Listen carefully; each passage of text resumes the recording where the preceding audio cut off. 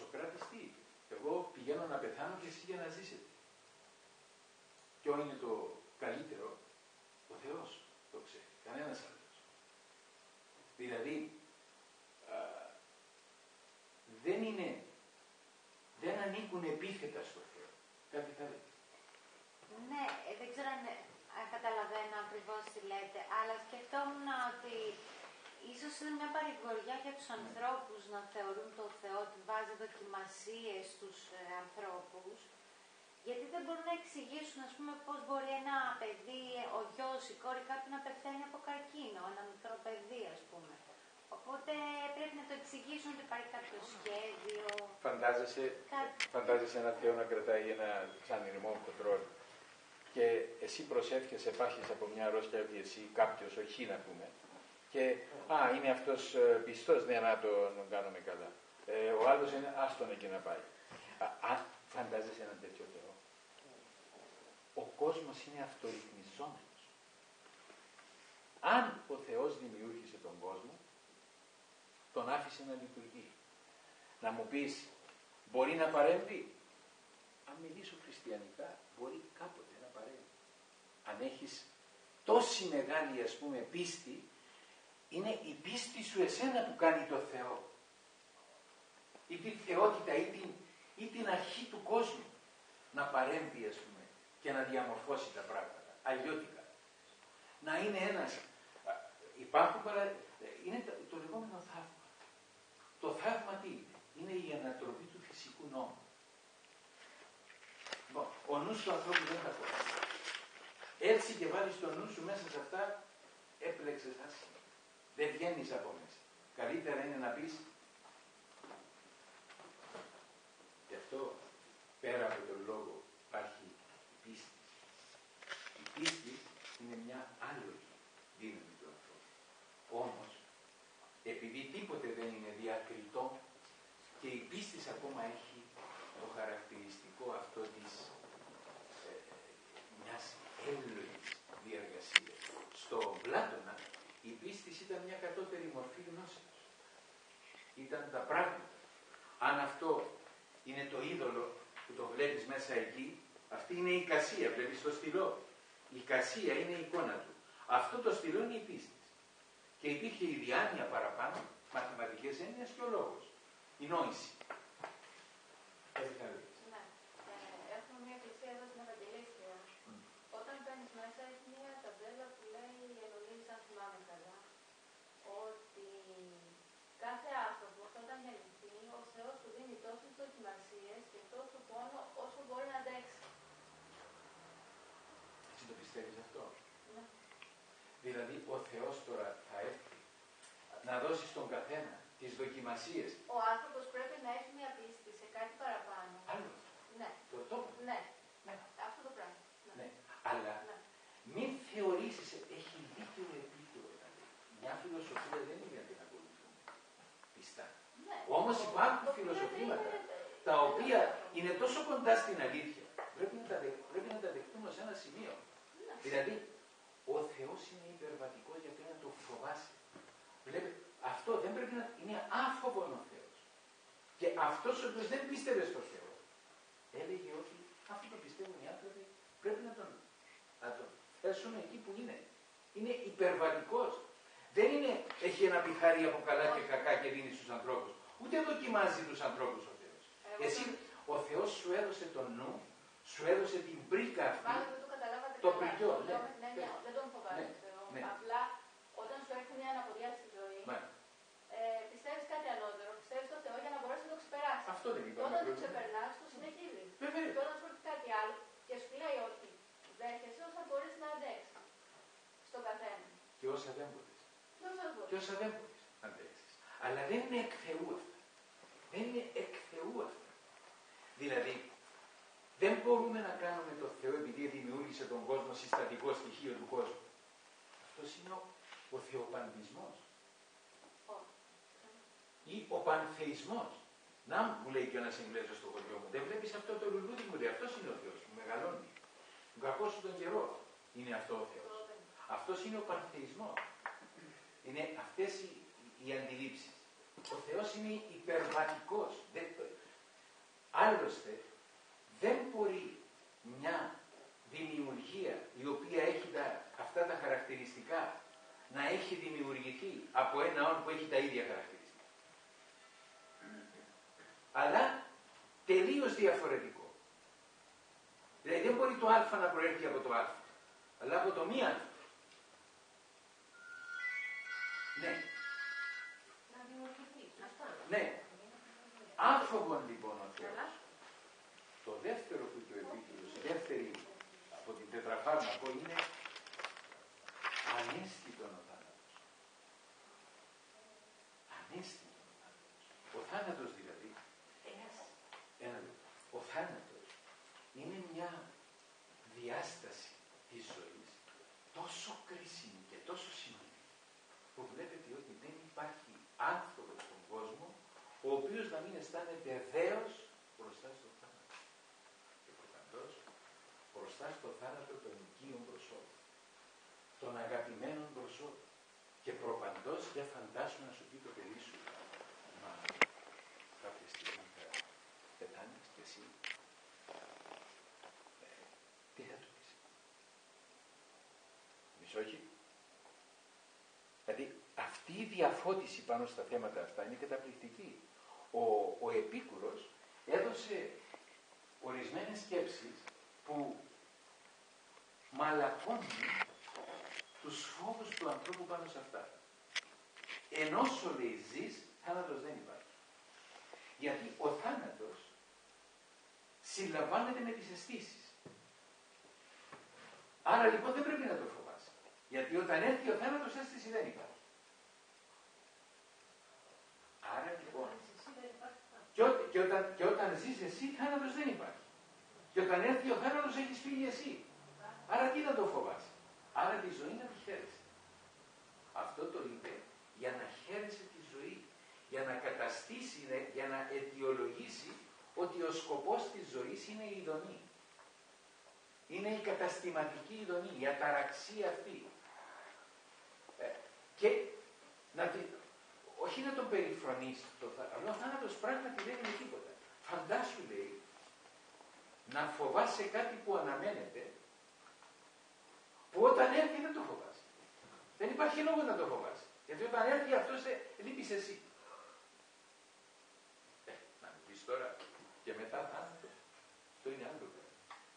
Το μετά θάνατο. Είναι, θέλεις το δέχεσαι, θέλεις δεν το δέχεσαι. Αν έρθεις όμως και πεις ότι η ζωή τελειώνει εδώ, θα καταλάβεις ότι πολλά πράγματα γίνονται μάταια. Ή πολλά που δεν γίνονται, κακώς δεν γίνονται. Γιατί τότε όλο το κύμα των ορμών και των αισθήκτων μας θα εκραγεί για να χαρούμε όσο γίνεται, γιατί η ζωή τελειώνει. Γι' αυτό ας πούμε υπάρχει και πάντοτε υπήρχε αυτή η τάση της και από τον Πλάτων, ας πούμε, και από τους Πυθαγορείους για την μετεσάχωση κλπ. Ότι η ζωή συνεχίζεται με άλλο τρόπο κλπ. Και τα θρησκεύματα τα διάφορα έχουν ας πούμε το καθένα τη δική του πεποίθηση και το δικό μας. Η δική μας πίστη έχει το δικό της χαρακτηριστικό. Το οποίο λέει ότι η ζωή αυτή ας πούμε είναι προσωρινή. Αυτή η ζωή την οποία ο Πλάτων ακριβώς θεώρησε ότι είναι μια αυταπάτη, ένας πέπλος της Μάγια. Και αυτός ο ψεύτης ο κόσμος, όμως το ελληνικό το δημοτικό τραγούδι είπε και με τα χίλια βάσανα πάλι ζωή γλυκιάς. Δηλαδή η ζωή είναι γλυκιά και μέσα από τα βάσανα. Αλλά το θάνατο δεν πρέπει να το φοβάσαι. Και αυτή είναι η βασική του πρόταση. Ότι ο λόγος που δεν πρέπει να το φοβάσαι είναι ότι δεν έχει θέση στη ζωή. Ενώ όσο ζεις δεν υπάρχει. Και όταν έρθει αυτός δεν υπάρχει ζωή. Πιο πολύ τη ζωή πρέπει να φοβάσαι περισσότερο τη ζωή από τον πόνο όμως.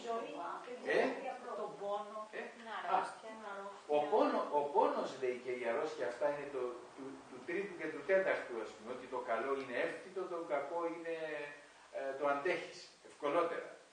Ευεκαρτέριτο. Το αγαθό είναι εύκολο, το κακό είναι ευεκαρτέριτο. Δηλαδή έχεις την δύναμη, την ψυχική να το αντιμετωπίσεις και τον πόνο και όλα, διότι ο μεγάλος πόνος δεν διεύθυνε. Λέει, ο μεγάλος πόνος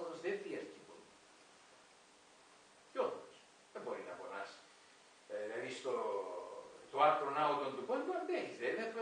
Ή θα τελειώσεις, ας πούμε, ή θα τελειώσει ο πόνος, δεν γίνεται. Και υπάρχει και η φαρμακευτική αγωγή σήμερα που δεν αντιμετωπίζεις, ας πούμε. Μαλακώνει ο πόνος. Αλλά βλέπεις ένα στοχαστή, ο οποίος σε κάνει αυτή η επικούρια αισιοδοξία.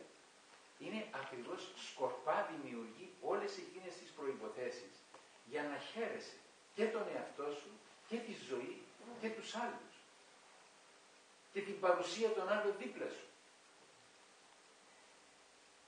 Όταν λέει το καλό, το αγαθό είναι εύκτητο, ότι εύκολα μπορεί να το επιτύχει κανείς, είναι η τεκμηρίωση της φιλοσοφίας του. Γιατί αν το καλό, το αγαθό είναι ειδονή και η ειδονή στηρίζεται στην ολιγάρχεια, τότε μια λιτή ζωή είναι εύκολο να επιτευχθεί από τον καθένα και να σου δώσει, ας πούμε, αυτή την εσωτερική ηρεμία και την αταραξία η οποία χαρακτηρίζει το σύστημα, το φιλοσοφικό. Να μου πεις, μα ανατρέπονται πάρα πολλά πράγματα. Μα δεν είναι εναντίον της πολυτέλειας.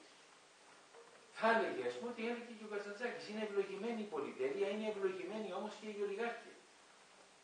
Εάν έχεις την πολυτέλεια, η πολυτέλεια θα σε οδηγήσει σε μια συνήθεια και σε μια ανία. Και όντως. Δηλαδή, είναι στα μέτρα του ανθρώπου. Ένα πρωί, θυμάμαι, έδειχνε τη ζωή ενός μεγιστάνη. Πώς εξελίσσεται. Τον έδειχνε πώς ξυπνούσε το πρωί. Τον μπάνιο του, ας σας πω ότι ήταν 4 φορές μεγαλύτερο από την αίθουσα αυτή. Τον έβλεπες και δεν τον διέκρινες που ήταν μέσα στο μπάνιο. Λοιπόν, και όταν ερχόταν η ώρα του να πάει στη δουλειά, προσγειωνόταν εκεί στην αυλή του ένα ελικόπτερο, τον έπαιρνε να πούμε να τον πάρει στη δουλειά του. Και τον έπαιρνε, δηλαδή, η υπηρεσία δίπλα του να του φέρει το πουκάμισο του, να του φέρει τη γραβάτα του, να πούμε να το... Θα σου άρεσε μια τέτοια ζωή. Να μου πεις, ωραία να την κοιτάξει κανείς. Ναι, εμένα θα μου άρεσε καμιά-δυο μέρες, ναι, αλλά είπα μετά, όχι, σταμάτα. Δηλαδή, ένας μια φορά ήθελε να μας πάρει να μας κεράσει, ας πούμε, για να δείξει ότι γιατί έγινε εφοπλιστής. Και μας παίρνει σε μια ταβέρνα, λοιπόν, που ήταν και ακριβή τέλος πάντων, ήρθαν εκεί να πούμε, μας παίρνει το νερό, έρχεται μια ρωσίδα εκεί να πούμε, παίρνει το μπουκάλι, μας βάλει το νερό. Πίνουμε το νερό, πάλι κοίταζε, έρχεται να ξανά. Λέω, θα πάψει να μας ενοχλείς, λέω. Θα μας αφήσει να χαρούμε και το νερό μας. Δηλαδή θα με κοιτά, μας γεμίζεις και το ποτήρι. Εγώ δεν αντέξα. Λέω, άσε μας το νερό, ευχαριστούμε, αλλά άσε μας να χαρούμε μόνοι μας. Το νερό που θα πίνουμε και το κρασί. Να μου βάζεις μέσα στο ποτήρι. Επειδή, ας πούμε, ενετάλεις γι' αυτό, θα σου άρεσε αυτό το πράγμα. Πρώτα, είναι υποτιμητικό για τον άλλο. Είναι το επάγγελμα. Δεν είναι επάγγελμα για να μου γεμίζεις το ποτήρι.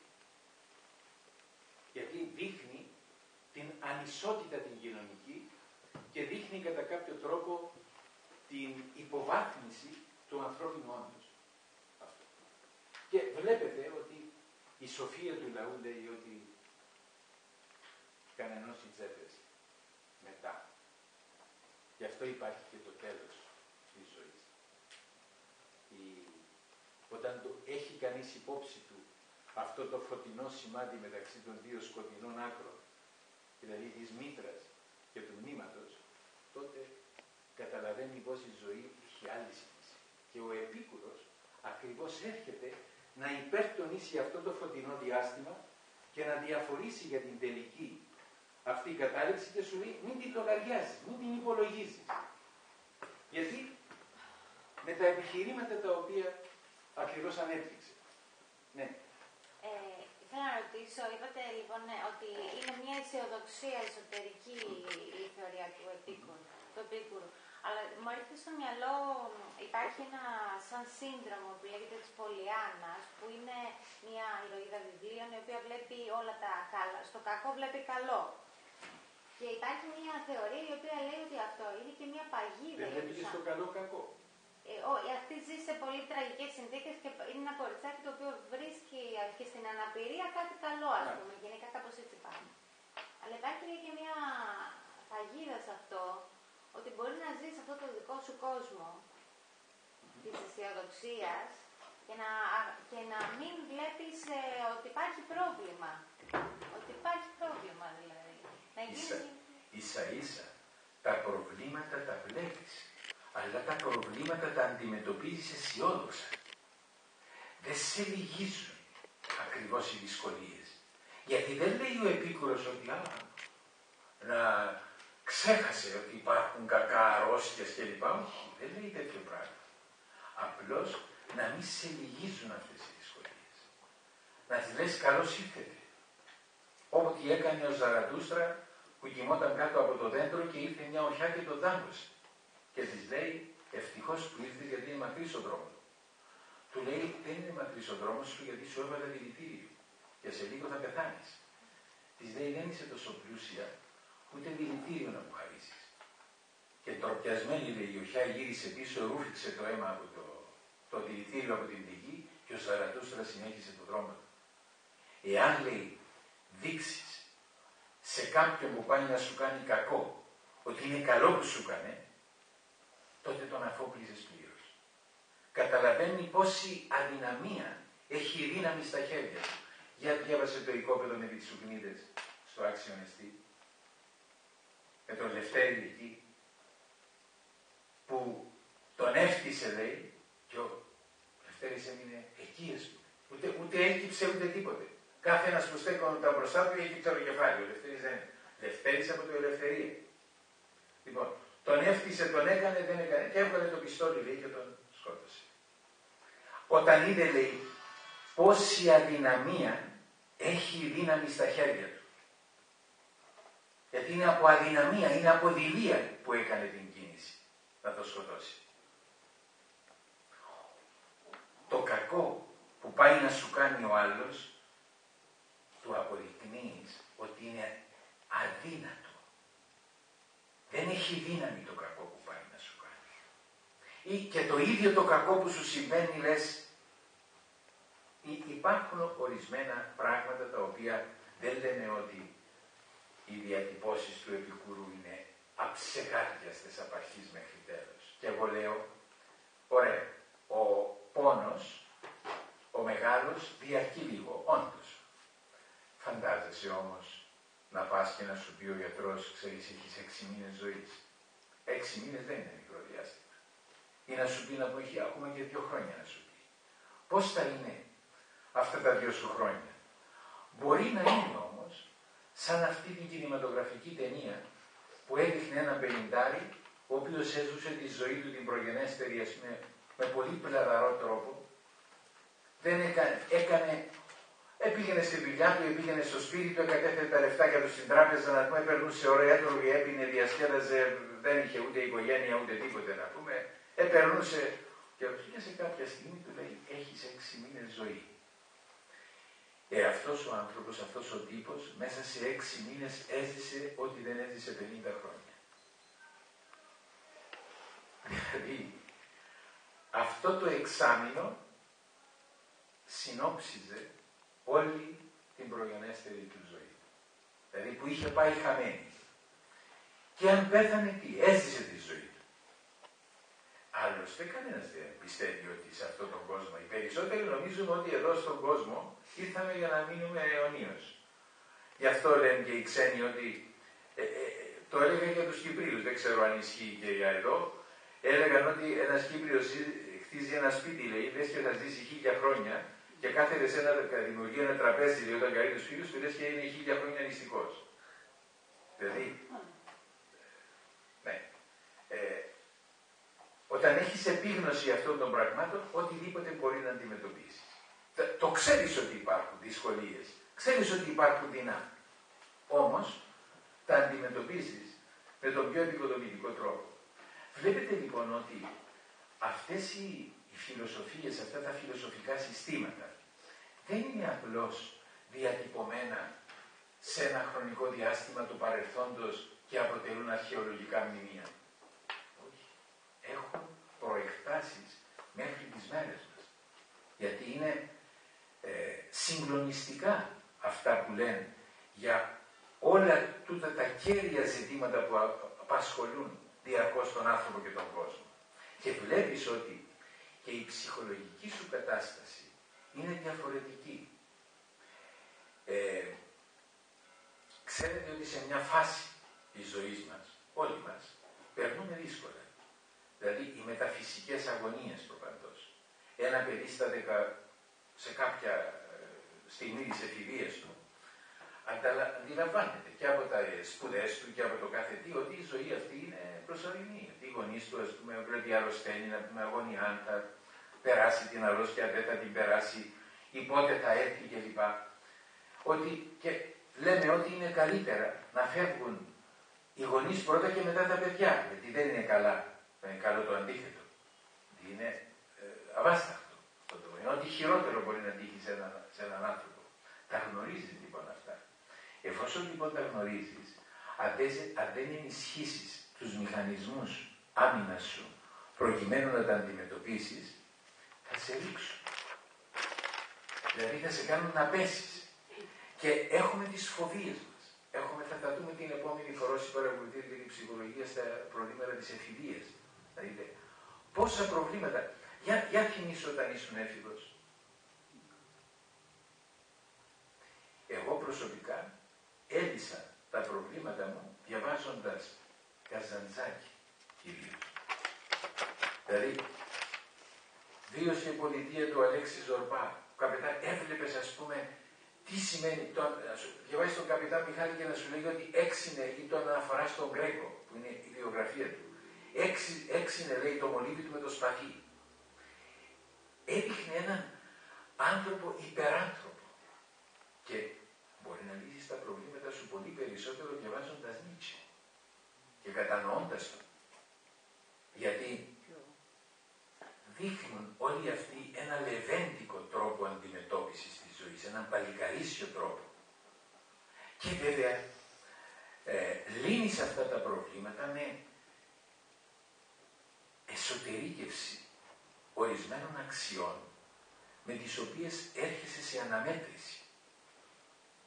Και όταν γεννήσεις ακριβώς τις εμπειρίες σου με όλα αυτά τα χαρακτηριστικά, αντιμετωπίζεις με μεγαλύτερη έτσι μεγαλοπρέπεια και επισημότητα αυτά τα κέρια προβλήματα της ζωής, όπως είναι ο θάνατος, όπως είναι ο Θεός.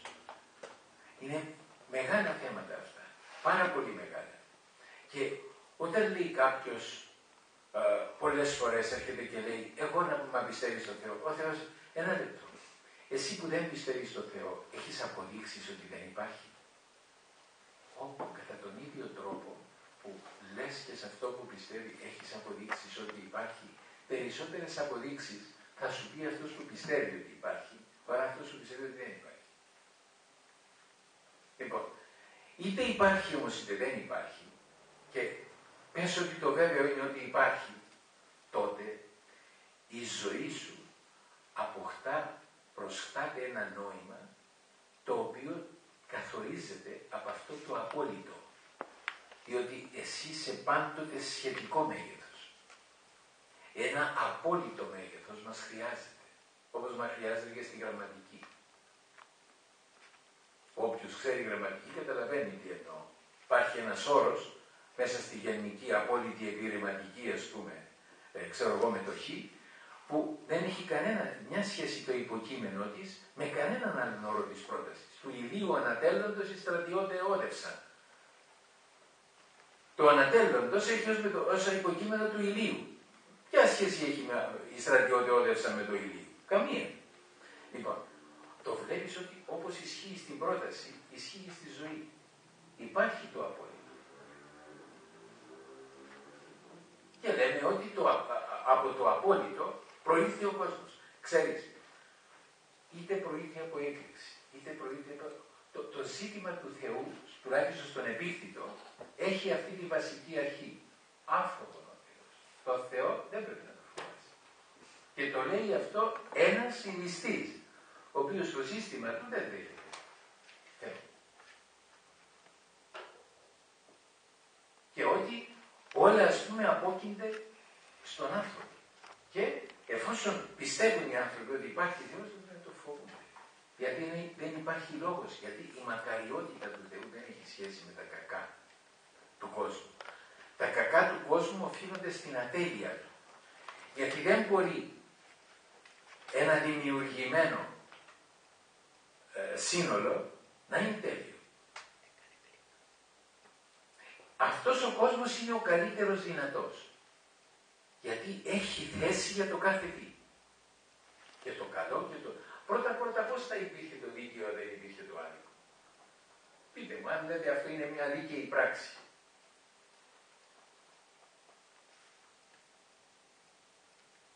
Είναι όπως ό,τι έλεγε ο Ηράκλειτος.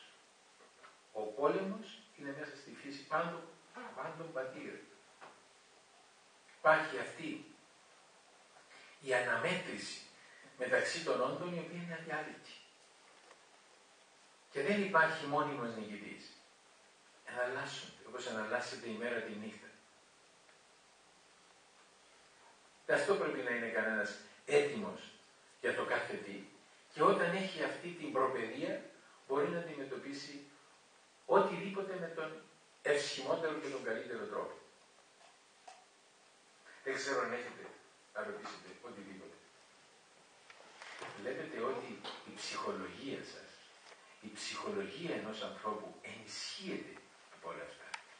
Γιατί μπορεί να μην τα έχουμε στο νου μας ως προμετωπίδα καθημερινά να πούμε και να τα αντιμετωπίζουμε, αλλά στο πίσω μέρος του κεφαλιού μας υπάρχουν. Και όταν αρχίσεις και μεγαλώνεις και πηγαίνεις και κάνεις εξετάσεις και σου λένε, ξέρεις, ναι, είναι αυτό, είναι εκείνο. Κανένας δεν είναι υγιής σε τελευταία ανάλυση από ενός σημείου και μετά. Όταν αρχίζουν και σου λένε οι γιατροί κάθε 6 μήνες να κάνεις εξετάσεις, κάθε ένα χρόνο να κάνεις εξετάσεις, ή εξετάσεις δεν πρέπει να κάνεις πάνω σε αυτό, είσαι ξέγνιαστος. Και πάλι δεν είσαι ξέγνιαστος. Λοιπόν, όταν συμβούν αυτά, αρχίζουν να συμβαίνουν, τότε καταλαβαίνεις ότι υπόκεισε στον νόμο της φθοράς. Ελπίδα μεγάλη είναι το ότι ξέρεις ότι θα πεθάνεις και όμως δημιουργείς, συνεχίζεις να δημιουργείς μέχρι την τελευταία στιγμή και ζεις. Το φάρμακο ενάντια στο θάνατο, στην αρρώστια, στο οτιδήποτε είναι η δημιουργία. Ο ποιητής το λέει καλά. Θεέ μου, λέει, σύ με θέλησες και να στο ανταποδίδω. Δηλαδή με δημιούργησες και δημιουργώ κι εγώ. Αυτή η δημιουργία και προπαντός η δημιουργία της ίδιας της ζωής μας είναι ό,τι καλύτερο μπορεί να πράξει κανείς προκειμένου να αντιμετωπίσει οποιοδήποτε εμπόδιο εμφανιστεί μπροστά του. Χωρίς να τον ταλανίζει.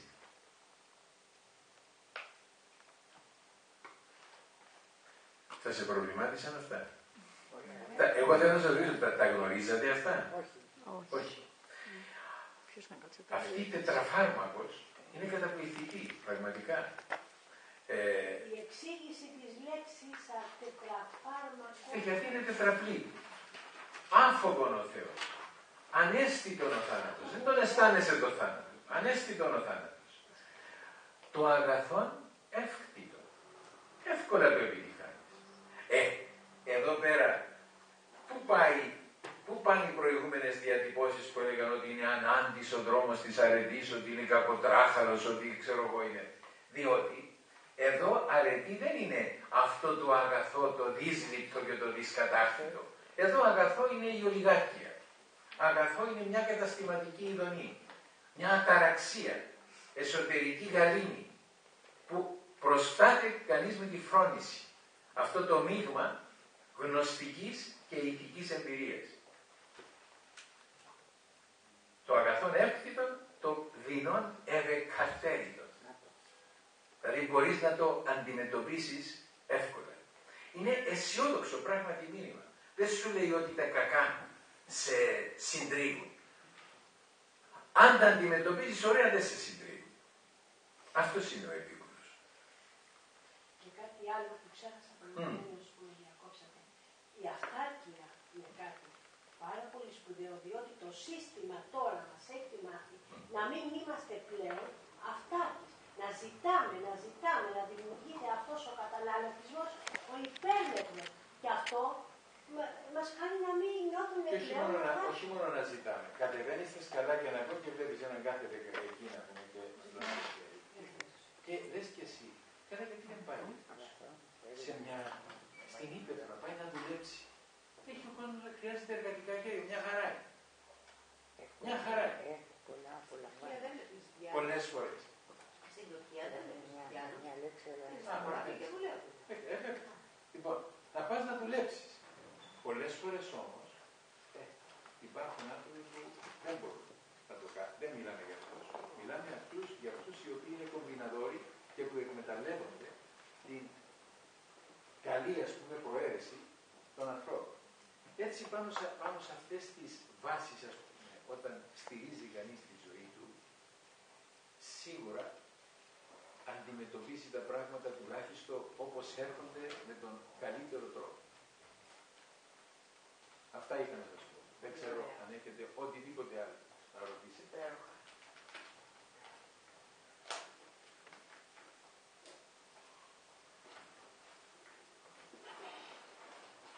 Μέχρι την επόμενη φορά θα δούμε το επόμενο.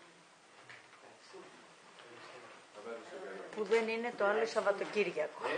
Που δεν είναι το άλλο Σαββατοκύριακο. Για να μην. Το ξέρω. Έχει στείλει email ότι δεν θα έρθει αυτό, θα το κάνει 5 Δεκεμβρίου. Σας έχουν στείλει email. Τώρα θα μπορεί τις δεύτερες μέρες. Δεν το είδε. Ναι, το έχω στο συνέχεια, δεν μου ήρθε κάτι. Όχι, δεν το έχει στείλει, το έχει στείλει στην ψυχολογία. Επειδή είχαμε χρόνο με την